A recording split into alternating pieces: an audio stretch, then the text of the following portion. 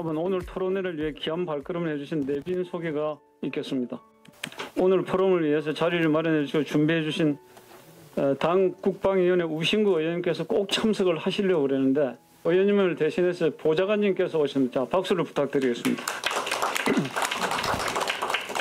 자, 이어서 개사는 우신구 의원께서 직접 오셔야 되는데 사회를 보는 제가 대독을 하도록 하겠습니다. 안녕하십니까. 국회의원 우신구 의원입니다. 오늘 총선 승리를 위한 정책 개최를 진심으로 축하드리며 전국에 참석해 주신 모든 분을 환영합니다.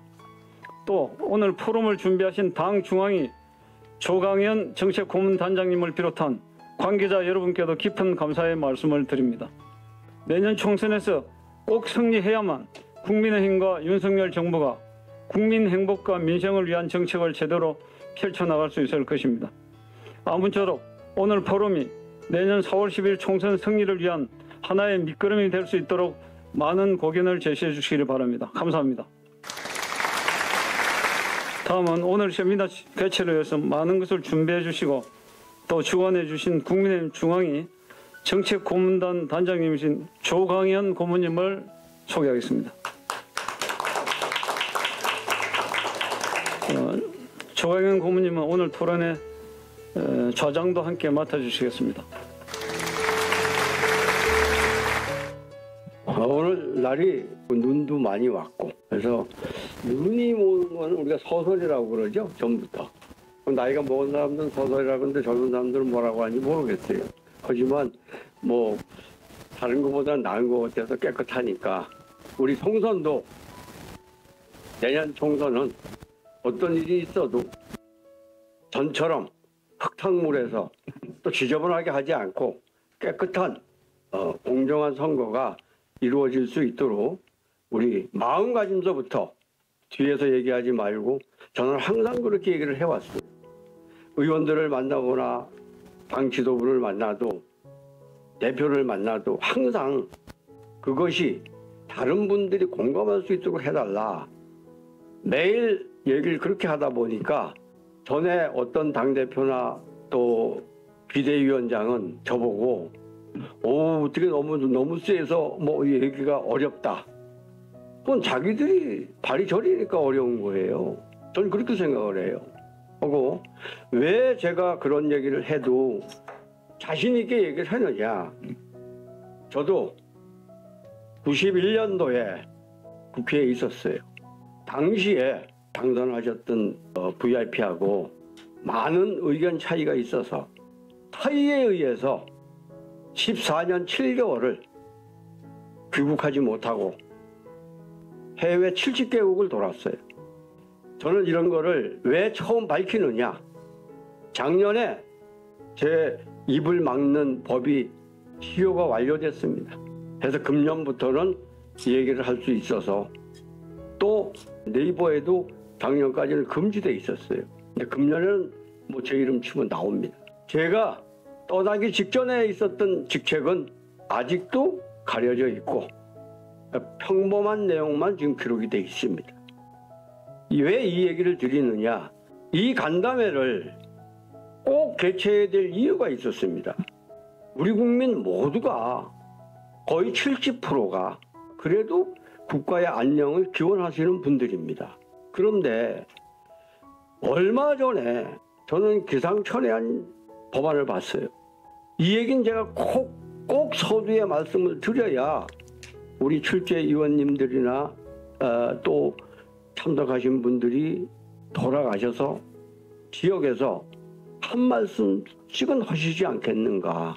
지금 참석하신 분들 이웃사촌들이나 동네에도 국가유공자분들이 많이 있을 겁니다. 저도 두 종류의 국가유공자를 보유하고 있습니다. 그런데 안보 문제가 굉장히 심각한 우리나라가 며칠 전에 제가 본 법안은 더불어민주당에서 민주화 유공자를 5.18에 이어서 양산하겠다고 합니다.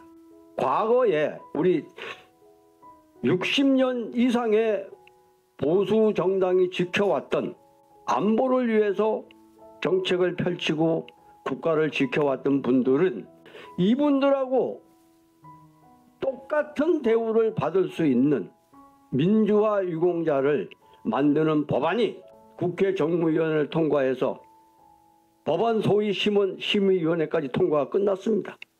이번 임시국회가 끝나기 전에 본회의에도 통과를 시킨다고 합니다.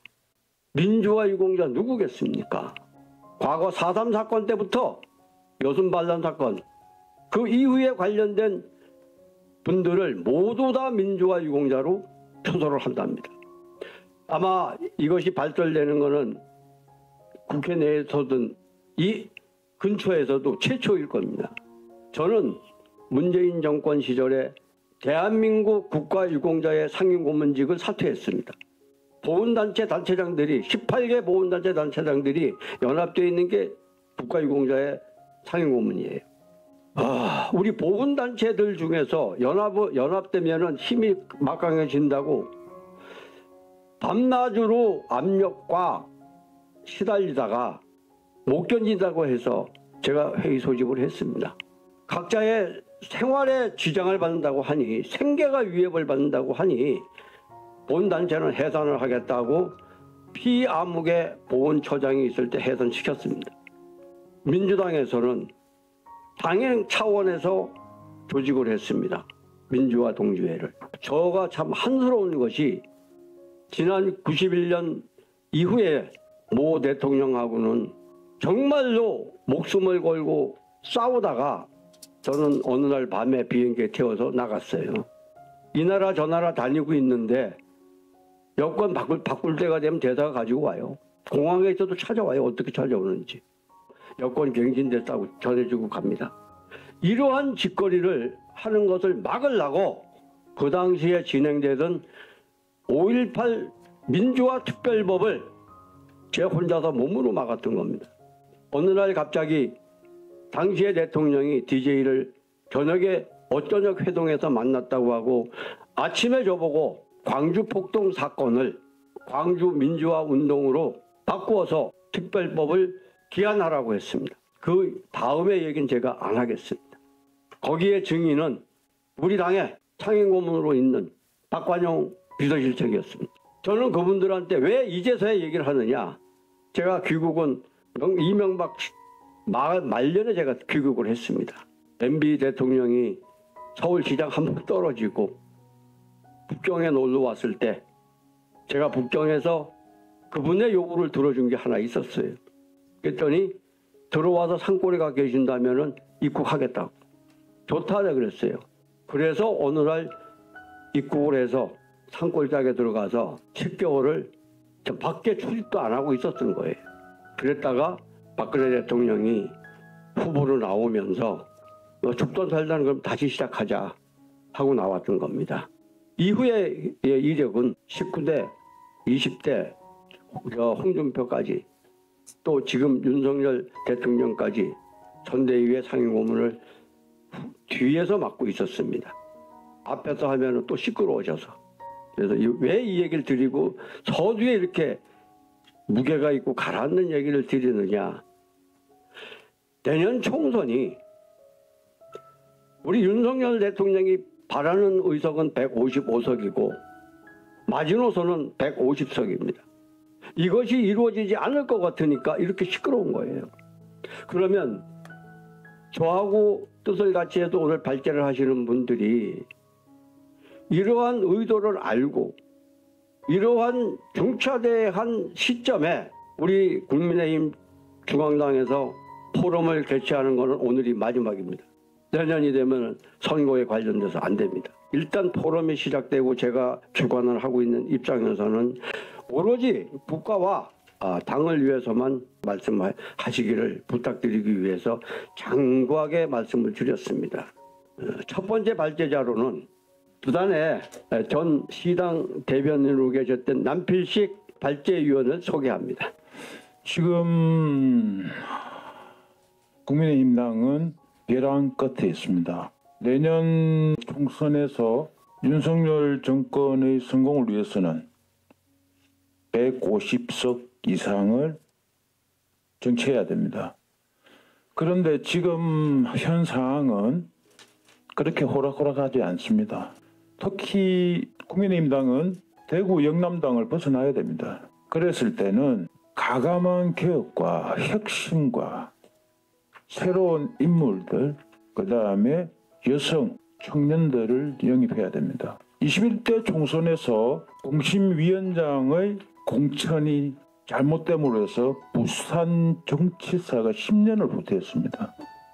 지금 부산 초선들이 얼마나 많은 문제를 일으켜서 국민의 지탄을 받고 있는지 다들 아실 겁니다. 그만큼 검증하고 그리고 경쟁력 있는 후보자를 공천을 해야 됩니다. 그래야지 국민의 신임을 얻을 수 있는 거예요. 실제로 지금 부산 같은 경우에는 윤석열 대통령이 2030 엑스포 떨어지고 난 뒤에 그 다음 날에 부산 방문을 했습니다. 그런 것들이 부산 민심을 움직인다고 생각을 하실지 모르지만 절대로 아닙니다. 지금 부산 같은 경우에는 엄청난 많은 문제와 현안들이 지금 지체되어 있습니다. 메가시티도 물 건너간 상태고, 2차에 역전한다 그래가지고 부산 시민들한테 국민들한테 희망 고문을 안겼지만 5,500억을 쓰고 29표를 득표했는데 한 표당 189억입니다. 부산 시민들이 원하는 것은 경제 발전을 이루어서 부산 청년들이 외부로 빠져나가지 않도록 하는 거예요. 그런데 전혀 그런 게 안 돼 있고, 그리고 초라한 성적표를 받다 보니까 부산 시민들이 굉장히 실망감을 느끼고 있습니다. 상당히 힘듭니다. 지금 부산 같은 경우에는 비관론이 득실을 하고 있습니다. 그냥 최소 지금 5석을 잃는다고 보면 됩니다. 이걸 어떻게 타파를 할 것이냐. 제가 지금 발제자로서 나왔지만 부산이 무너지면 내년에 참패는 부를 뻔한 겁니다. 그만큼 절체절명의 순간이 지금 다가오고 있는 상황이라서 내년에 어떻게 공천을 할 것이냐에 대해서 공심이라든지 용산이라든지 당대표가 신중을 취해서라도 경쟁력 후보를 내세워가지고 내년 총선에 임해야 된다고 저는 생각을 하거든요. 부산 같은 경우는 유독 귀엽고 세습이 많습니다. 부모가 하고 자식이 하고 나중에는 이제 손자가 하겠죠. 그걸 꺼내야 됩니다.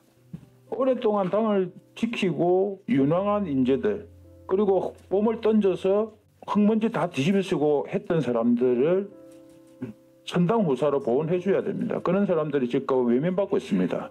그래서 그 사람들이 상실감이 굉장히 크고 그 다음에 구설수 오른 후배들은 완전히 배제해야 됩니다. 그거는 페널티를 준다는데 그건 아예 페널티 필요 없고 그냥 공천에서 배제시켜야 됩니다. 완전히 배제시켜야 됩니다. 그분은 또 라인을 잘 잡아서 공천받는다면 부산 유권자들은 당연히 외면하겠죠. 어떻게 국민의힘당에 신뢰를 주겠습니까? 또 소외계층 후보자들을 좀 많이 발굴을 해야 됩니다. 국민의힘당에서는 공천을 못 받아요. 아니 그게 무슨 풀뿌리 정치이고 그렇습니까? 소외되고 돈 없고 백 없는 사람들 정치 못하는 이 구조상의 문제가 답하지 않고서는 차상위 계층이라든지 소시민들에게 지지를 얻을 수 없습니다. 그래서 요즘 여성 아기를 안 낳고 있습니다. 인구 절벽입니다. 그러면 여성들에게 기회를 줘야 됩니다. 여성을 대변을 할 수 있는 기회를 줘야 되기 때문에 여성 인재를 등용하는 그런 것을 제가 지금 발제를 하고 제안을 했습니다. 부산의 많은 당원들과 시민들에게 물어봤습니다. 그분들이 문제를 제기하고 똑같은 생각들을 이야기했기 때문에 제가 발제한 부분입니다. 감사합니다.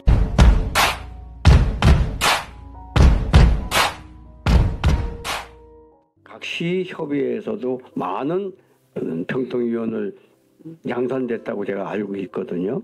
근데 오늘 정치의 뜻을 가지고 있는 분이니까 한번 눈여겨봐 주세요. 우리 윤용호 회장을 소개합니다. 윤용호입니다. 우리 남비씨 우리 대변인께서 여러분과 많은 공감이 되는 말씀을 해주셨고 또 오늘 이런 좋은 자리를 만들어주신 조광현 정책고문단님께 감사의 말씀을 드리겠습니다. 저는 대선에서 이제 개인적인 얘기를 드리면 또 VIP가 종친이다 보니까 윤주경 의원님하고 해서 100만 종친을 총괄했기 때문에 특히 윤석열 대통령께서 국정 운영을 잘 하셔서 후대에 존경받는 대통령으로 남기를 누구보다도 간절하게 원하는 사람 중에 한 사람입니다. 많이 좀 도와주시길 바랍니다. 저는 그 발제문을 중심으로 해서 말씀을 드리겠습니다. 국민의힘의 공천 혁신을 위한 경선 공천 제도를 제안했습니다. 공정한 공천을 위한 거죠. 2024년도 총선 승리를 위해 공천 혁신이 필요한 이유를 말씀드리겠습니다. 지난해 대선에서 윤석열 대통령은 매우 근소한 차이로 승리를 했으나 국회는 압도적으로 여소야대 현상이 지속되고 있습니다. 정치 현실이 매우 불안하고 윤석열 대통령의 지지도가 지속적으로 낮게 진행되고 있어서 정권 교체 이후 국정 상황마저 우려 속에 지속되고 있습니다. 국민의힘 총선 승리의 핵심이 공천을 획기적으로 성공하는 것이며 공천 성공을 하려면 국민 모두가 감동할 공천 혁신을 해야 됩니다. 두 번째, 공천 혁신을 위한 공정한 경선 공천 제도의 제안 및 도입을 말씀드리겠습니다. 공천 혁신 핵심은 윤석열 대통령이 늘 주장하시던 공정과 상식의 실현입니다. 국민의힘 공천 혁신을 위해 오랜 시간 구상하고 계획한 것이 공정한 경선 공천 제도의 연구입니다.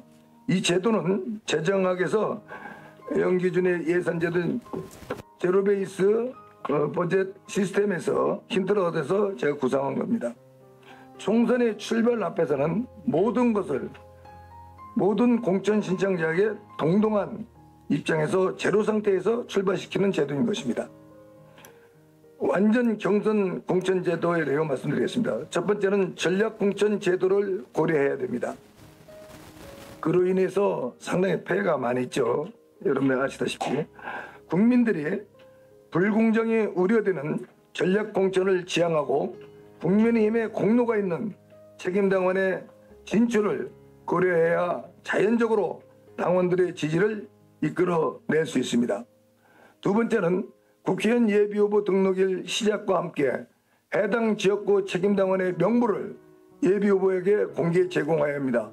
저도 몇 번 출마를 해봤습니다만서도 이것은 당협위원장이 다 독점으로 있어가지고 예비후보자들이 전혀 할 수 있는 방법이 없습니다. 이건 불공정 게임이 시작되는 겁니다. 현재 완전 공개 경선 조건을 만들어야 합니다. 형식이 경선이지만 실질적으로 당원협의회 위원장이 모든 당원의 명부와 당원협의회 정보를 독점하는 폐해는 반드시 시정돼야 합니다. 현역위원을 비롯해서 그 당협위원장들이 모든 정보를 가지고 있고 예비후보자들이 가지고 있는 정보가 없습니다. 이게 완전한 공정한 경선이 될 수가 없는 거죠. 세 번째는 공정한 경선을 완벽하게 실행하려면 대내외적으로 분위기 확산을 위해 지역구 후보 선출과 비례 후보 선출 기준이 확립되면 일정한 시점에서 공개된 장소에서 합동연설회 및 합동토론 간담회를 의무적으로 추진해야 합니다. 그래야만이 후보자의 그 장단점을 알 수 있고 그 모든 것을 평가할 수가 있는 것입니다. 당원과 유권자 후보들을 직접 비교 분석할 수 있도록 경선 시스템이 구비되어야 하는데 가장 바람직한 것이 지역구든 비례 선발이든 공개 합동 유세와 공개 토론을 상설 제도화해야 합니다. 이번 경선을 대비해서 국민의힘에서는 비례대표 제도 역시 혁신적으로 개선하지 않으면 안 됩니다. 네 번째는 여성 청년 정치 신인들의 기존 공천 가산점 제도의 조정입니다. 이제 우리 정치권도 여성과 청년 입지자의 전과 달리 동등 수준으로 향상되어 가고 있고 이번 공천 제도가 혁신적으로 변화가 이루어진다면 정치 신인에게도 불리한 제도가 아닐 것이며 여성 청년 정치 신인 가산점들도 조정되어야 한다고 생각합니다. 다섯 번째는 공천의 나이 제한 폐지입니다. 유엔에서 인류 생애 주기를 100세로 하여 청년을 18세에서 65세, 장년을 66세에서 79세, 노년을 80에서 99세로 규정하고 있습니다. 따라서 공천 제도를 적용 시 이제는 7, 80대의 낡은 사고를 버리고 나이 제한을 풀고 누구든 건강하면 공천에 임할 수 있어야 합니다. 미국의 예를 들면 여러분이 너무나 잘 아실 겁니다. 능력이 있는 분은 누구나 할 수 있는 기회를 주어야 합니다. 고대 중국의 강태공이 80이 되어도 세상을 나아가서 정치인이 성공했다. 미국의 바이든 대통령이 80세, 김대중 대통령은 호정사학으로 실제 나이가 더 많은 78세에 취임을 했었습니다. 그 다음에 기타 개선사항은 전과자 규제 및 특정 직업군의 집중 해소입니다. 아시다시피 국회의원들이 거의 법조인들이 거의 많은 수를 차지하는데 골고루 많은 직업군들이 국회에 입성해야 된다고 생각합니다. 인생을 살면서 누구나 실수는 있습니다. 전과자 공천 규제는 성폭력 등 도덕 부적격이 확실한 전과자와 상습성 범죄 경력의 경우는 원초적인 부적격자로 규정하지만 약한 실수의 전과자와 수십 년 전의 전과는 재고되어 당원과 국민들이 선택 판단에 맡겨야 합니다. 당사자 이외의 학교 폭력은 규제 대상에서 완전 제외와 음주 전과도 상습 다발이 아니면 규제 대상에서 제외하자는 취지의 이유는 후보 예상자의 능력을 중요시하자는 의견이 있기 때문인 것입니다. 정치적으로 사면받은 자도 부정부패 권력형 비리, 선거사범들은 집행유예 이상의 선고를 받은 자는 근본적으로 공천에서 배제되어야 한다고 생각합니다. 이유는 정치 권력을 이용한 부정부패 비리 경험자는 다시 재범의 소지가 있기 때문입니다. 결론적으로 말씀드리면 2024년 총선에서는 국민의힘이 공천혁신을 통해 과반수 이상의 당선을 이루지 못하면 윤석열 정부는 절대로 성공할 수 없습니다. 보수 정치 최고의 고귀한 정치 철학은 자기의 희생입니다. 현재 국민의힘의 기득권에 속하는 정치 지도자와 국회의원들이 말로만 선당 후사하지 말고 자기 희생을 솔선하는 개혁이 있어야 공천 혁신은 완성될 것이라고 생각합니다. 그동안 보수당이 보수답지 못한 과거를 과감하게 탈피하여 국민이 감동적으로 충족받을 정도의 공천 혁신을 현실화하면 국민들이 절대적 지지를 보내게 될 것이며 국민의힘이 총선에서 승리하는 기반을 다질 수 있다고 의견을 드리며 제안 설명을 마치겠습니다. 참고로 안종배 미래학 포럼에 참석을 했는데 우리 정치인들이 지금 지지도 나오는 여야나 30% 이상은 국민들이 인정을 하지 않습니다. 나머지는 다 혁신해야 된다는 얘기예요. 그렇기 때문에 우리 당이나 이제 민주당을 이제 시뮬레이션에서 나왔는데 정확하게 나오더라고요. 우리가 대대적인 혁신을 하지 않으면요. 직급 의석도 건지기가 힘들다는 그런 시뮬레이션. 가장 중요한 것은 공천 혁신을 해야 됩니다. 기존 같은 그런 공천을 하다 보면은 필패는 눈에 보는 당연합니다. 이번에 어떤 공천에 획기적인 혁신을 하지 않으면은 우리의 미래는 없고 윤석열 정부의 마지막 그 국정 수행은 힘들다는 게 이 발제의 결론입니다. 말씀해 주셔서 고맙습니다.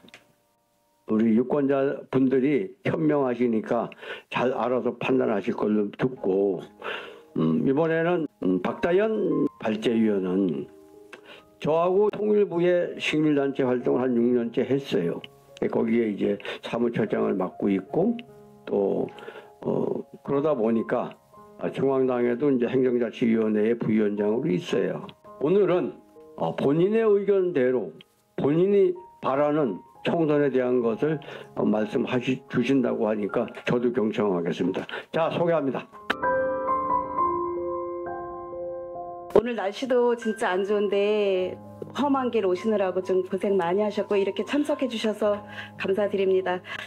저는 그 홍보 전략에 대해서 좀 말씀을 나누고 싶어요. 지금 거리에 보면 현수막이 굉장히 많이 있는데 지금 아주 강렬하게 되는 현수막 중에 서울의 봄이 탄핵의 봄이 된다 이렇게 문구가 쓰여져 있는 게 있거든요. 그래서 진짜 정치에 관심이 있고 이런 분들은 저게 어떤 거다 이렇게 알지만 일반 국민들은 이렇게 세뇌가 되는 것 같아요. 그러면은 저는 적어도 우리 당협이나 당원들 중에서도 이거에 맞서는 그런 홍보 현수막이 같이 걸렸으면 좋겠어요. 그냥 딱 서울의 봄이 탄핵의 봄이 된다, 윤 탄핵 이렇게 되니까 이렇게 섬찟할 정도로 아주 검은 거에다가 빨갛게 해서 지금 충북 청주에는 굉장히 많이 걸려 있거든요.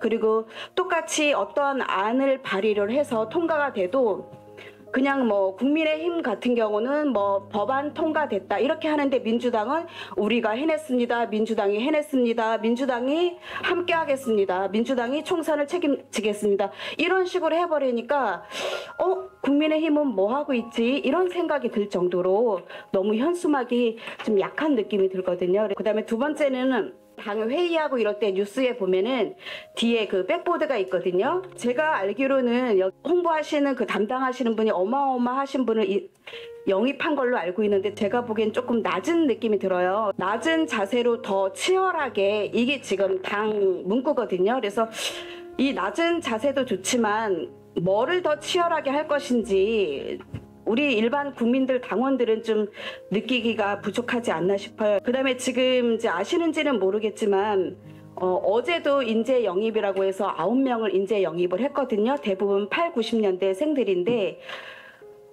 이 사람들이 어떠한 인재들인지 알 수가 없고 지금 인재영입위원회에서는 뭐냐면은 대한민국 보석을 찾다 해요. 근데 이 보석을 왜 몰래 숨겨서 찾는지 모르겠어요. 지금 정정당당하게 내놓고 이런 행사를 하면 정말 떠들썩하게 좀 알려야 되는데 이것도 지금 당원들도 모르고 심지어 저는 중앙위 행정자치위원회 부위원장인데도 제가 이걸 유튜브를 통해서 지금 들었거든요. 그래서 이런 점이 정말 아쉬운 것 같아요. 그래서 지금 당 홈페이지에 가보시면은 인재 영입 추천하는 부분이 있어요. 그래서 젊은 인재 하지만 선거라는 게 우리 꼭 뭐 20, 30대만 중요한 게 아니라 40대도 중요하고 50대도 중요하고 60대도 그렇고 70대도 80대도 다 그 연령대에 맞는 분들이 있잖아요. 그래서 그 홈페이지에 들어가서 지금 인재 영입 추천을 눌러서 지금 인재 영입하지만 자꾸 왜 인재 영입을 바깥에서 해갖고 오는지 우리 여기 지금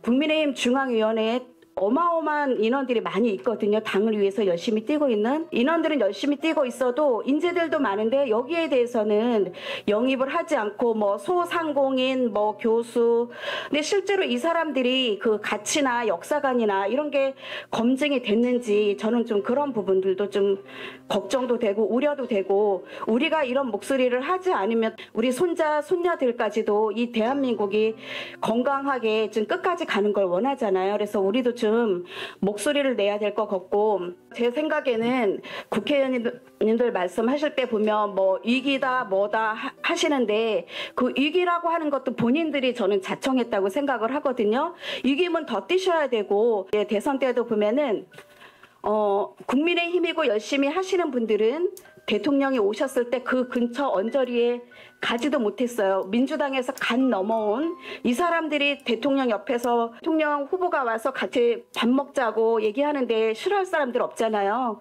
그래서 그 사람들은 대통령이 왔으니까 좋긴 한데 이 사람들은 실제는 다 민주당 당원들이거든요. 모양만 국민의힘 뭐 잉크도 안 마른 실제로 국민의힘 당원인지도 저는 의심스러운 분들이 굉장히 많이 와 있거든요. 그래서 이 지금 대통령실도 마찬가지라고 저는 알고 있어요. 그래서 지금 아까 우리 여기 남필식 우리 발제 위원님께서 말씀하신 것처럼 통계치도 정확하지 않잖아요. 내일 모레면은 당장 발표가 날 건데 어떻게 이렇게 차이가 많이 나고 실망할 수밖에 없잖아요. 그래서 대통령실도 마찬가지고 선거 때 국회의원 후보들 옆에도 정말로 진성 당원들이 옆에 있어야지만 그 사람들이 눈을 가리지 않지 지금 옆에서 보면 솔직히 보면 저 사람들이 좀 의심스러운데 그 사람들이 다 옆에서 움직이고 있잖아요. 그러니까 총선도 불안하고 실제로 투표를 해보면 또 결과도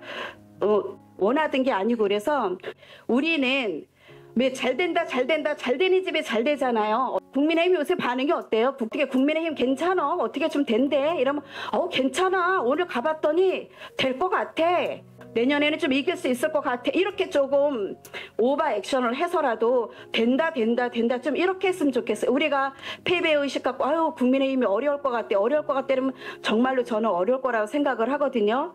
제가 작년에도 그 새마을 그 연수 그 이제 해외에서 오시는 분들이 있는데 정말로 대단하세요. 그 대한민국의 새마을 운동을 배우고자 그 다른 나라에서 엄청 많이 오셔갖고 배우고 연수 받고 가시거든요. 그래서 우리 대한민국의 자긍심, 국민의힘의 좀 자부심을 느껴서 배지가 좀 많았으면 좋겠는데 없어서 그렇고 국민의힘의 그 선거 유세 단장도 했었어요. 그때는 국민의힘이 저는 일부러 그 옷 입고 병원이고 뭐고 일부러 막 돌아다녔어요.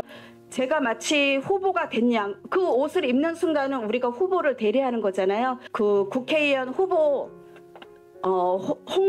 홍보위원이 돼서 뛴다는 각오로 좀 열심히 뛰어주시면 총선에 승리할 거라 생각을 하고 총선에 승리를 해야지만 우리가 또 대한민국이 발전이 있을 거고 실제 법이 보면은 법도 지금 무더기로 막 통과되고 우리가 뭐가 어떻게 바뀌는지 모르잖아요. 그래서 내년 총선에는 국민의힘이 꼭 돼야지만 저도 우리 대한민국이 성장할 수 있고 우리가 좀 편안하게 살 수 있다고 생각이 들거든요. 그래서 마지막으로 누군가 말씀을 하시면 정정당당하게 자신감 있게 국민의힘은 된다 이렇게 많이 해주셨으면 감사하겠습니다.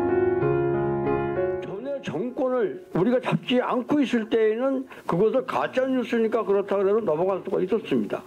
그런데 이제는 아니 우리가 정권을 잡고 있으면서 가짜 뉴스에 휘말려서 거기 프로스에 근데 우리가 보면은 우리 그 보수 비단이 이제 국민의힘뿐이 아니라 과거에 뭐 자유한국당, 미래통합당에서부터 쭉 민주정의당까지 그 긴 세월을 우리 보수에서는 죽으라고 뛰는 사람들이 별로 없었어요. 왜? 공천 받으면 무조건 되니까. 다 그렇게 생각을 했던 거예요. 근데 저쪽을 보면은 공천 받기도 전에 뛰어요. 그럼 우리 후보들도 그게 필요하다는 얘기죠.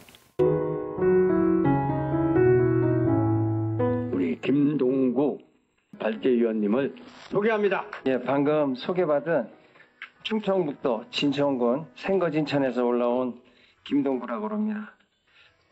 저는 오늘 그 지방자치와 당내 개혁이라는 그 주제로 5개의 문제점과 대안을 제시하면서 결론으로 마무리하고자 합니다. 저는 그 중앙위원회 이제 행정자치분과 부위원장을 지금 현재 하고 있고요. 또 진천군 의회 이제 그 2번의 의원을 거치면서 또 부의장까지 했습니다. 또한 지난 2022년도 진천군 그 군수 출마를 해가지고 중간에 이제 도중 하차를 하게 됐습니다. 그래서 그거에 중점을 두면서 이제 그 5가지의 문제점과 대안을 말씀드리도록 하겠습니다. 첫 번째, 지역구에서는 이제 떠나는 민심의 원인을 찾아내는 것이 최우선이라고 생각을 합니다.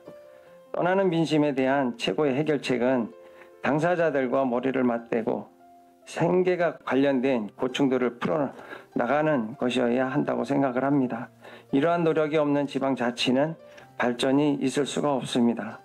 지방자치 시대에는 머릿속에 이론으로 하는 정치가 아니라 현실에서 머리를 맞대고 마음들을 읽고 현실을 풀어나가는 실제적인 민원 해결입니다.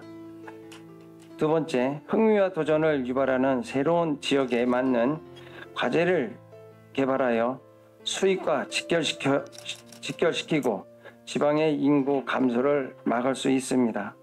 어차피 늘어가는 다문화 시대에 더 적극적인 인구 유입 정책은 바로 현장에 있다고 생각합니다. 지방 정치 발전은 주민의 대변자들을 정의롭게 선발하여 농어업인 후보들에게 가산점을 정치 신인과 여성, 청년들에게 준다면 훌륭한 지방정치 문화로 탄생시킬 수 있다고 봅니다. 3번째, 국민의힘은 공정한 당무감사 등으로 지역구 인재들의 이탈을 막는 것이 중요하며 새로운 인재 영입보다 신뢰받는 정강 정책으로 국민들로부터 깊은 믿음을 받는 정당이 되어야 한다고 생각을 합니다. 당내 지역구 인재들은 형식적으로 넘어가는 당무감사로 인하여 저희 같은 경우에는 검사장 출신 당협위원장들의 무소불위 공천권에 추풍낙엽으로 떠나야만 합니다. 현재 저희 같은 경우 검사장 출신 원외 당협위원장인 증평, 음성, 진천 당협의 3개 군수들을 공천함에 있어 2018년 민선 7기입니다. 또 2022년 민선 8기고요. 연속적으로 3개 군수들이 싹쓸이 낙선시키는 공천을 하고도 반성은커녕 국민의힘 충북도당위원장으로 더 큰 권력을 차지하였습니다. 네 번째, 또 다른 검사장 출신도 이번 총선에 출마한다고 합니다. 검사나 법대 출신이 아니면 대체할 자원이 그렇게 없는 것인가요? 국민들은 검사장 출신이 많은 것에 대해서 걱정들을 많이 갖고 계신 것을 여러분들도 잘 알고 계실 겁니다.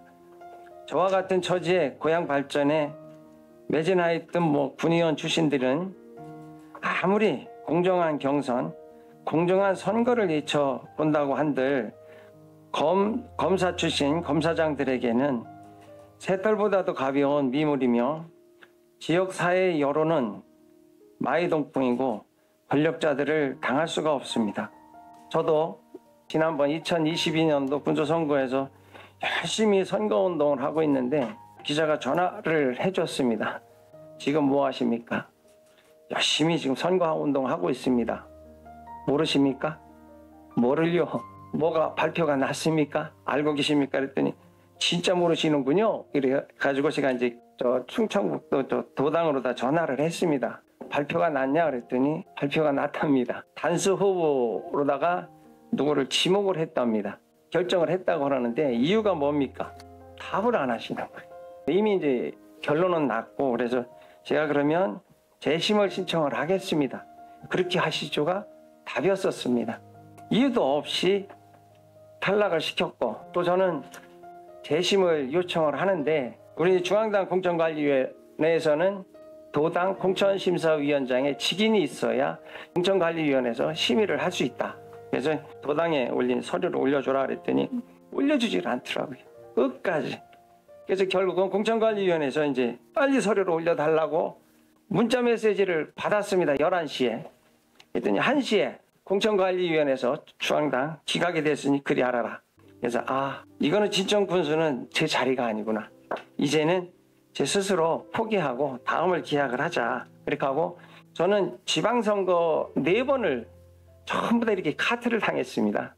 그러고도 저는 우리 국민의힘을 위해서 뭔가를 해야 되겠다고 그래가지고 지금까지 남아있으면서 저 스스로 이제 이렇게 개발을 하고 있습니다.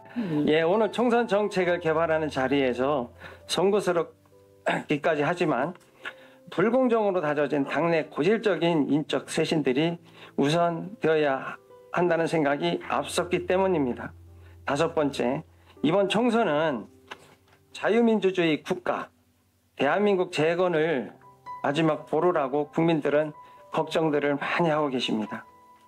정치를 한다는 국회의원들이 개인 직업으로서의 만족에서 탈피하는 혁신적인 정신개혁으로 국민 위에 군림하지 않는 진정한 국민의 대변자 후보들로 선발되어야 총선에서 승리를 거둘 수 있다고 봅니다. 공천을 희망하는 후보들은 투철한 국가관과 정의로운 사고와 극성 야당의 정치꾼들과 대적할 수 있는 용기를 가진 후보들로 공천되어야만 한다고 생각을 합니다.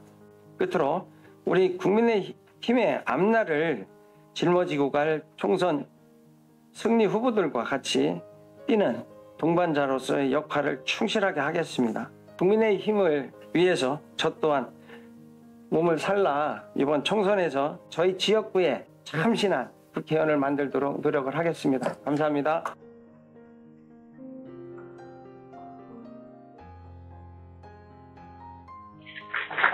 이제 우리 맨 늦게 들어오셨더라고. 또 제일 가까웠던 것 같았는데. 자, 인천에서 오신 분들 점심 식사 하시고 오셨어요? 예. 아, 좋습니다. 그러니까 밥을 많이 드시고 오시느라고 전 반 그릇 먹고 오다 보니까 먼저 왔거든요.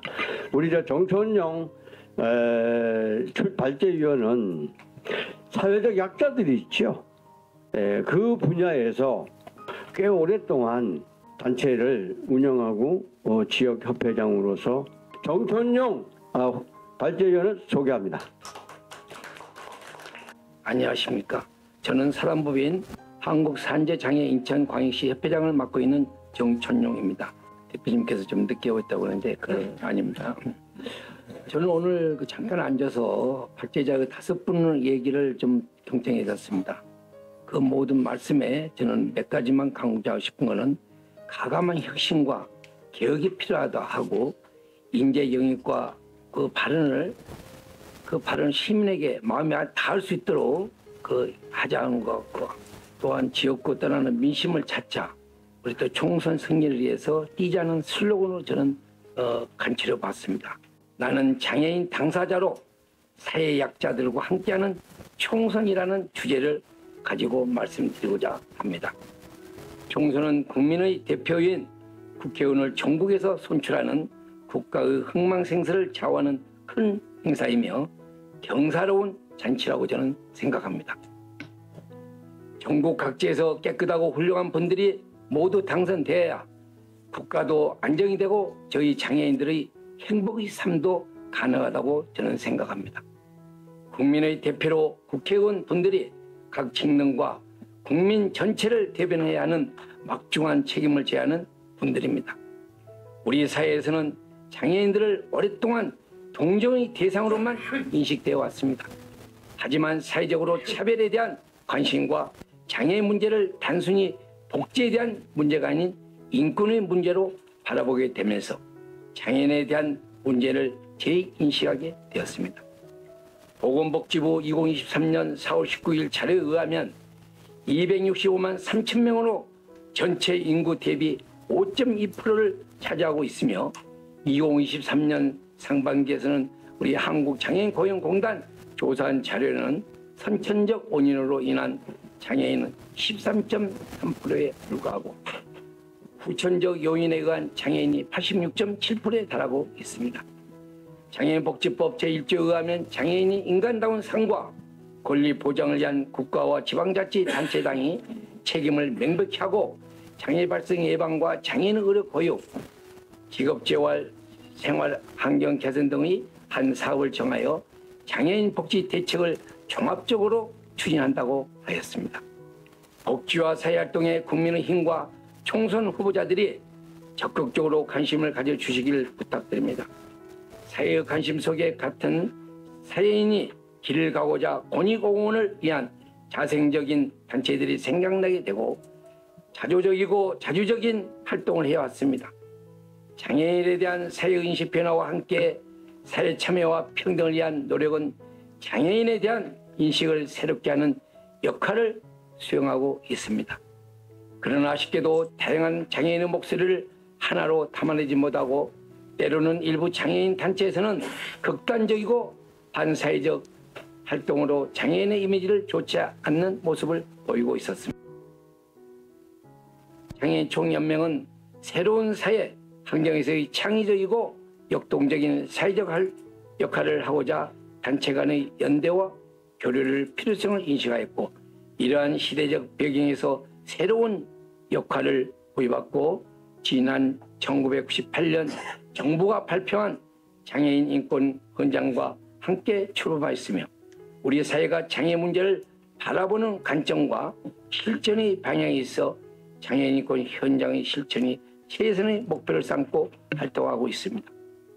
2023년 상반기 한국장애인 고용공단의 자료에 따르면 15세 이상, 64세 이상 실질적으로 경제활동 능력이 있는 장애인 수가 119만 872명이고 중 취업자 수는 59만 2,743명으로 고용률 49.5%로 일반인 25세 이상, 65세 이상 3,599만 5천 명 중 취업률은 2,516만 5천 명 중으로 고용률이 69.9%에 약 70%에 가깝습니다. 취업률은 약 20% 넘게 차이가 있는 게 현실입니다. 장애인들이 찬성할 수 있는 바탕을 만들어주는 게 일반 국민들과 특히 가족분들에게 떠 안아야 할 엄청난 부담을 줄 수 있고 장애인들이 자립을 함으로 행복군을 추구하고 선진복지 국가로 나아가는 지름길이라 사료되어 통계로 말씀드렸음을 양해해 주시면 감사하겠습니다. 우리 한국 장총 300만 장애인을 대표하는 단체로 대한민국의 미래를 위해 함께하고자 최선을 다하고 있습니다. 많은 관심과 성원을 이 자리에 머리 숙여 부탁드리면서 이번 총선에서는 국민의힘 후보님들이 많이 당선되셔서 총선 승리의 국민의힘이 되시기를 저는 기원하고 드립니다. 감사합니다.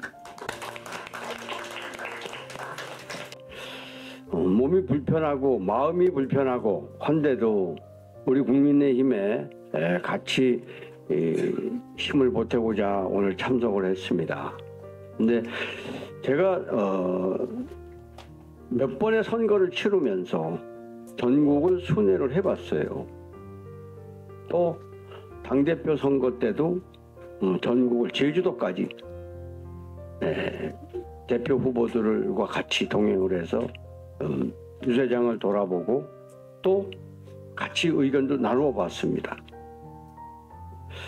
근데 그때 당시에 나눌 때 얘기를 보면은 전부 다 위기충천에 있고 뭐 다 당선되면은 그냥 우리 대한민국이 진짜 우리 건국 이념과 똑같이 정의사회를 위해서 가는 걸로 알고 있었는데 당선되고 나니까 좀 틀려져요.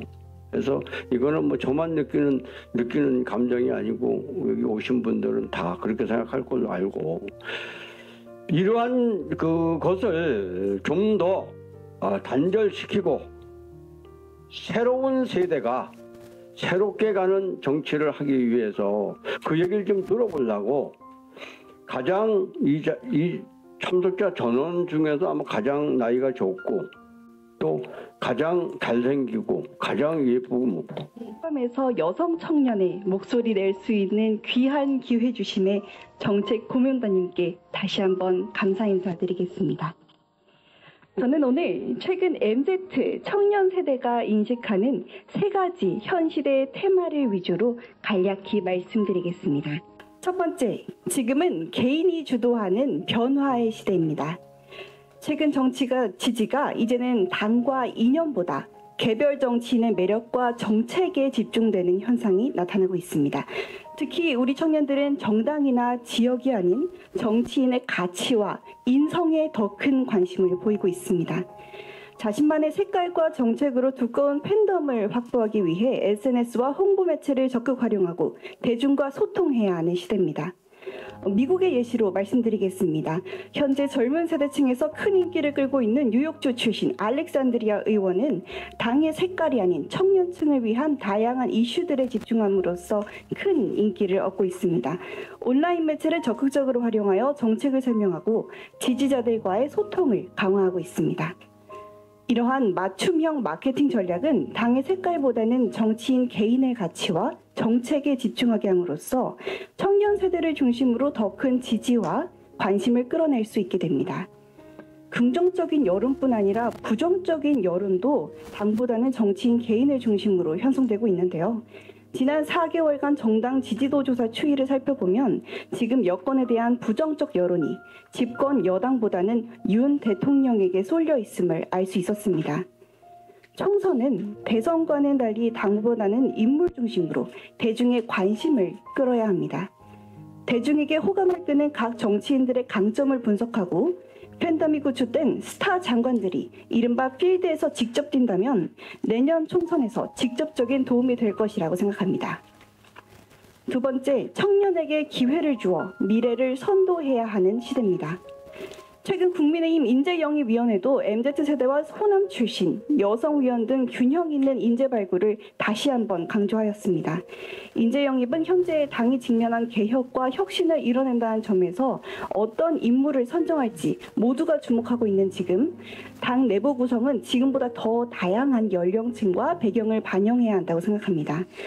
현재 정치 구조는 국회의원 연령 구성이 한쪽으로 치우쳐져 있어 다양한 시각과 의견이 적절히 반영되지 못하고 있습니다. 평균 연령 54.9세인 제21대 국회의원 구성은 현재 사회와 큰 괴리를 보여줍니다. 20대와 30대 인구 비율은 27%에 육박하는데 그에 비해 청년들의 정치 참여가 매우 제한적인 것이 현실입니다. 현재 국회의원 중 20대는 0명, 30대는 6명이지만 이 중 국민의힘 의원은 단 한 명도 없습니다. 민주당 측은 현재 제22대 총선은 청년의 현실을 외면했던 윤석열 정부와의 전쟁이라며 총선 승리를 위해 청년들이 힘을 모으겠다고 결의한 상태입니다. 국민의힘도 현장에서 변화를 이뤄낼 청년들과 함께해야 합니다. 최근 혁신위원회가 발표한 총선 비례대표 당선권 45세 미만 50% 할당 제한과 청년 후보만 공천받는 전략 지역구는 실제로 큰 호응을 얻었지만 이제는 논의뿐만 아니라 실제로 청년들의 정치 참여를 높여야 합니다. 투명한 시스템으로 다양성과 혁신을 이끌어낼 유능한 후보를 발굴해 재창당 이상의 당 개혁을 이루어야 내년 총선 압승할 수 있다고 생각합니다. 세 번째, 지금은 경계 없는 사회, 다문화 시대입니다. 국민의힘은 청년들의 관심과 참여를 끌어모으기 위해 국내 200만 외국인들과의 상호작용에 더욱 주목해야 합니다. 청년 세대는 다문화 사회를 보다 열린 시각으로 받아들이고 다양한 문화와 가치관을 경험하며 세계적 관점에서 생각하고 있습니다. 이러한 점에서 최근 다시 이슈가 되고 있는 이민청 문제에 특별한 관심을 기울이고 다음 총선 때 충분히 논의를 해야 합니다. 대한민국의 미래를 위해 이민자들을 관리할 기구가 필요하고 높은 수준의 이민 정책을 추진한 체제를 갖춰야 한다는 점에 깊이 공감합니다. 외국인들이 우리 사회 구성원으로 진지하게 고려될 때 그들의 의견이 정책 제정과 사회적 변화에 영향을 미칠 수 있다는 점도 명확하게 이해해야 합니다. 이러한 관점에서 외국인들의 의견과 관점을 수용하고 그들과의 상호 협력을 증진하는 것이 국민의힘의 새로운 정치적 방향성을 제시할 수 있는 중요한 요소가 될 것입니다. 외국인들과의 상호 협력은 우리 청년 세대에게 우리 정당과의 관심을 높일 수 있는 새로운 참여 기회로 작용할 것입니다. 자연스레 국민의힘이 청년들의 다양한 의견을 수용하고 더욱 다양한 시각으로 정책을 발전시킬 수 있는 계기가 될 것입니다. 그 어느 때보다 정치 중도층이 확대된 지금이 오히려 기회라고 생각합니다. 청년들이 나서서 청년에게 선택받는 국민의힘, 국민에게 사랑받는 글로벌 시대 국민의힘을 함께 만들어 나가야겠습니다. 감사합니다.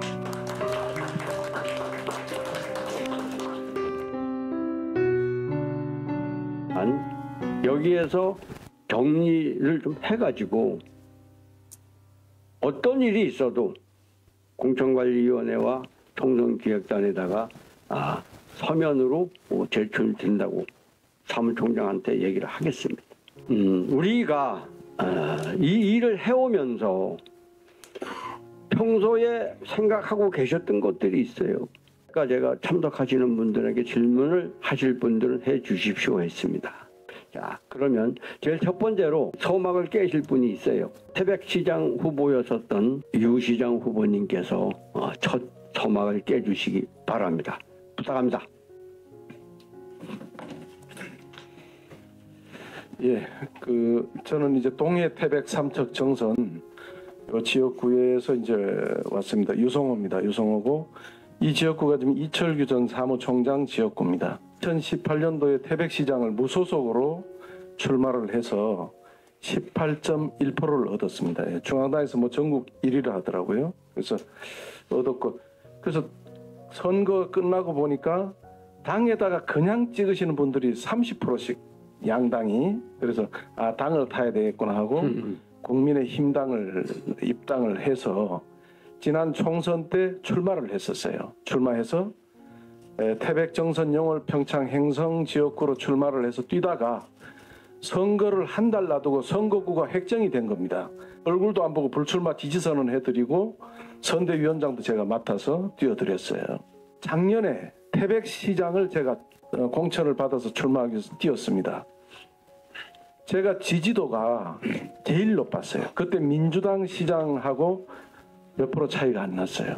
현 시장하고도. 국민의힘당에서는 압도적이었고요. 그랬는데 제가 공천을 못 받았어요. 예. 당신을 왜 공천을 못 준다는 말 한마디 들은 적도 없고 그냥 공천을 못 받았습니다.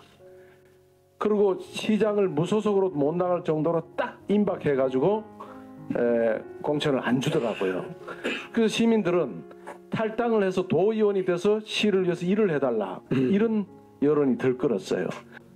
이렇게 해서 저는 3번을 깨끗이 하기 위해서 이제 뛰었는데 결론은 뭐냐 하면 공천 문제입니다. 국회의원이든 대통령이든 시장 군수든 간에 공천 룰이 공정하고 정당하고 이렇게 했을 때 결과에 다들 승복을 합니다. 그런데 이렇게 해서 우리가 이기겠냐는 거예요.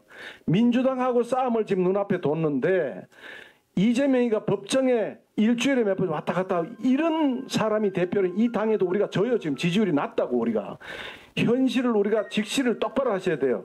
적을 알아야 내가 나를 알고 이길 거 아닙니까? 현재 YTN 여론조사가 그렇다고요. 이게 뭐냐, 선거가 임박해지면 중앙당의 언론이 집중이 돼요. 이렇게 하면서 선거판을 획가닥합니다. 국민의힘 지도부 바뀌어야 됩니다. 싹 바뀌어야 돼요. 대통령 지지율이 왜 안 올라갑니까? 대통령이 지금 국정을 못했습니까? 얼마나 열심히 하고 계십니까? 과감하고 문재인 정부가 잘못한 거 다 고쳐나가면서 빨리 되지를 않아요. 이 중앙당이 중요해요. 네. 그래서 공천 룰을 정확히 하고 이 부분을 고쳐서 이번 총선에 우리가 이겨야 되겠다 하는 말씀을 올리겠습니다. 이상입니다. 감사합니다. 예. 질문을 달라고 그랬었는데 뭐 조금 이해를 서로 하시고 제가 그 부분에 대한 것을 초괄적으로 말씀을 하셨기 때문에 오늘 뭐 공개적으로 말씀을 하시니까 조금은 위안이 되십니까? 뭐 감사합니다. 저도. 자, 그럼 우리 저 여성 고문님들 중에서 한 분이 좀 질문을 주셨으면 좋겠습니다. 우리 저 이영국 고문님. 네. 네, 안녕하세요. 저는 인천에서 이렇게 오신 분들 계시는데 이 당이 옛날에는 저기 민정당 쪽이었잖아요. 인천에서 조영장이 그러면은 국회의원 5선이었지만 지나가는 개도 벌벌 떨었어. 무서워서. 그러다 이 당이 지금은 뭐 새누리당도 되고 한나라당도 되고 막 바뀌어서 국민의힘까지 올라왔잖아요. 지금 이렇게 많은 지금 발주분들이 선생님들이 말씀들을 하셨는데 우리가 알아야 될 게 있어요. 지금 이게 지금 일자리가 없다는 거예요. 건설은 저기 그 일용직도 일자리가 없고 그런데 이분들하고 어쩌다 얘기를 한번 해보면은 이 정치에 관심 없습니다. 지금 이 사람들 먹고 살기가 힘들다 보니 관심이 없어요. 그래서 우리가 지금 뭐 아침에 눈만 뜨고 텔레비만 틀면 뉴스는 다 보기 때문에 아주 각제 엄마 아버지들이 박사예요. 정치에 대해서 누가 되면 어떻다 누가 되면 어떻다 이러는데 우리 이 당에서도 좀 각 지역에서들도 그렇고 이 어려운 분들을 우선 좀 이렇게 좀 살펴보시고 그래도 우리가 좀 당에서나 용산에서나 조금 이 어려운 분들을 조금 살펴주시고 우리가 조금 돌아봐야 되지 않겠나. 돌아봐야만이 표가 올 거다. 그렇게 저는 봅니다. 감사합니다. 저는 파크골프 교육위원장을 맡고 있는 안은하입니다. 이제 청년층과 중년층과 이게 노인층들이 계속 너무 젊어지다 보니까 이제 그거에 대해서 이제 공정하게 이거를 공천 나이 제한을 폐지해야 한다고 말씀을 주셔가지고 저는 이제 스포츠에 관련된 일을 하다 보니까 여기는 지금 공천을 잘 해야 되고 뭔가 개혁을 해야 되고 혁신을 해야 되는 그런 지금 분위기잖아요. 근데 저는 이제 일반인이고 서민 입장에서 그러면 이 정치적인 거를 어떻게 좋은 컨텐츠를 딱 갖다 붙이면 되게 좀 혁신적이거든요. 내가 건강해야 우리 가정이 건강하고 내 가정이 건강해야 나라가 건강하기 때문에 그때 관심을 갖게 되는 거예요.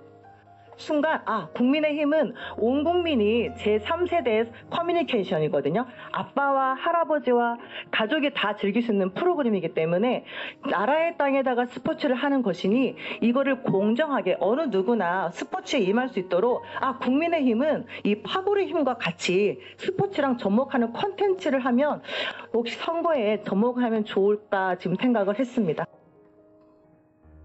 스포츠를 굉장히 좋아하고 또 그 부분에 대해서는 여야가 따로 없었습니다. 그래서 그거는 우리가 2002년도 월드컵 때도 경험을 했었어요. 국민과 주민들과 유권자들이 같이 모여서 가는 거는 스포츠도 아주 좋은 대책의 하나라고 생각을 합니다. 감사합니다. 제가 생활체육강원도 회장을 맡고 있거든요. 그런데 그 정유라 사건 때문에 생활체육이 없어졌잖아요. 엘리트 체육으로 합쳐졌어요. 굉장히 불만이 많습니다. 이 생활체육을 활성화시켜야 됩니다. 그건 정확한 얘기고, 이것을 같이 우리 정책에 접목을 하면 표가 상당히 많이 나옵니다. 왜냐하면 콘텐츠로 정말 딱 잡으면 좋아요. 그 좋은 아이디어시고 저도 그 생각을 했거든요. 세계 올림픽 같이 인천에서 그걸 하겠다는 겁니다. 그런 게 지금 계획을 지금 가지고 있어요. 그 부분에 대한 것을 우리 지도부에 전달하는데 첨부를 하도록 하겠습니다. 네, 감사합니다. 네, 제가 생각하는 몇 가지만 좀 말씀을 드리겠습니다. 사실 윤석열 대통령님과 그 밑에 있는 기업가들이 얼마나 많은 노력을 하고 각 몇십국을 정말 뛰어다니면서 노력을 했습니까? 그런데 그 문제가 29개국이다 이거보다는 사전에 그런 정보를 몇 개만 하면은 우리가 될 수 있다는 그런 허위 정보를 제공한 사람이 누군지 밑에서 좀 걸러내는 사람이 없었는지 난 그게 너무 안타깝고요. 정말 우리 대통령님 너무 자랑스럽습니다. 어디다가 내놔도 떳떳하고 자신감 있고 정말 어디 누구한테도 배하지 못하는 이런 능력 있는 분이기 때문에 저는 정말 프라우드합니다. 우리 대통령님. 광주시장이 마음대로 정해가지고 그렇게 5.18 유공자를 만드는 거 이거는 절대로 안 되고 5.18 민주화 운동 때문에 박지원이가 만드는 이 법 때문에 얼마나 많은 사람들이 일반 사람들이 피해를 봅니까? 우리는 시험을 볼 때 0.12 가지고 다툽니다. 그런데 10점을 가산점을 줘가지고 많은 사람들이 그동안에 발차가 돼서 지금 각 분야에 있습니다. 활동을 하고. 그 다음에 우리 대통령이 열심히 하고 능력 있는 대통령님을 올바른 평가를 해야만 우리가 이길 수 있다고 저는 생각합니다. 우리 젊은 층에 한번 질문을 드리려고 우리가 지금 가장 시급한 것이 하나가 또 있어요. 인구 감소 문제입니다. 이거를 증가를 시킬 수 있는 대안이 혹시 젊은 층에 있는지 의견이 있는지 답변 주실 수 있어요? 네, 사장님. 사실 이 학교 출생률 문제가 지금 사회 현안의 가장 이슈이기 때문에 매우 좋은 질문이라고 생각을 하는데요. 국가가 유지되기 위해서의 최소 학교 출생률이 1.2명입니다. 한 명이 아니고요. 1.2명인데 현재 우리 OECD 최하 0.67명입니다. 인구를 단기간에 증가시킬 방안은 없겠지만요. 점차적으로 우리 국가가 생존하고 대한민국이 없어지지 않으려면 제가 생각해놨던 것을 간략하게 말씀드리겠습니다. 사실 빠르게 산업화되면서 이제 이런 GDP도 이제 높아지고 하다 보니 어떻게 보면 자연스러운 현상입니다. 비단 국내만의 이슈는 아니고요. 이제는 지방화 시대로 가야지 이런 문제를 아주 다각도에서 다룰 수 있지 않나 하는 생각이 듭니다. 대학교 그리고 직장을 지방에 배치를 해서 우리 주거 문제나 아니면은 아까 말씀 주셨지만은 그런 실업률 그런 문제들도 총체적으로 같이 할 수 있고요. 그래야지 청년들이 집이 있어야 결혼을 하고 일자리가 있어야 결혼을 하고 또 자녀를 낳으니까요. 또 대학도 국립대학을 제외한 일반 지방 사립대학들은 특화를 시켜야 합니다. 그래서 예술은 뭐 경주, 아니면 뭐 문화체육은 아까 뭐 원주 이런 식으로 특화를 시켜서 해야지 사교육비 지출 경감 그 부담감이 줄어들어서 이 자녀도 둘, 셋 다자녀를 낳을 수 있습니다. 이는 뭐 상호문화 시대에 다문화 시대에 아주 잘 훈련된 외국 인재들일 수도 있겠고요. 가장 가까이 우리 한 동포인 북한과의 교류 그리고 우리 통일 시대만이 앞으로 우리 한반도가 만년 함께 갈 수 있는 대안이라고 생각을 합니다. 감사합니다. 들은 거 외에 아주 중요한 사안이라고 판단돼서 오늘 발제위의 말씀을 좀 간략히 말씀을 드리겠습니다. 제가 말씀드리는 건 오늘 총선 승리를 위한 정책이기 때문에 우리가 110일뿐이 안 남은 총선에 우리가 아주 짧은 기간이 남았는데 제가 요새 사회 다니면서 이렇게 자영업자들 보면은 전부 다 울상입니다. 물가가 지금 모든 사람들 공감하는데 거의 40%가 올랐습니다. 우리 정부에서는 우리 정부와 임무가 뭡니까?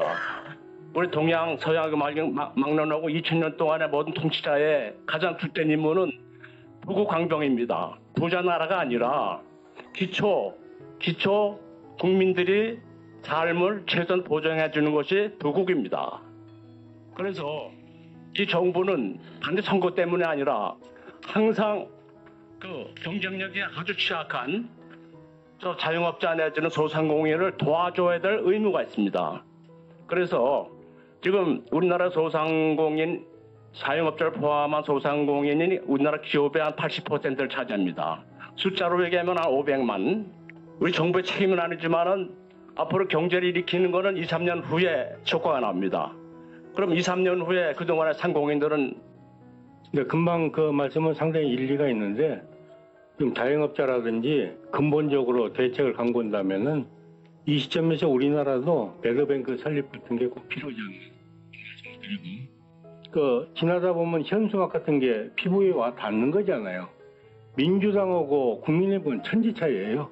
딱 들어와야 되는데 저게 무슨 말인지 직접 보고 내가 당에도 전화를 해서 저건 고쳤으면 좋겠다 했는데 그래도 시정이 안 되더라고요. 강한 이미지를 줄 수 있는 거라는데 그런 걸 못 하더라고요.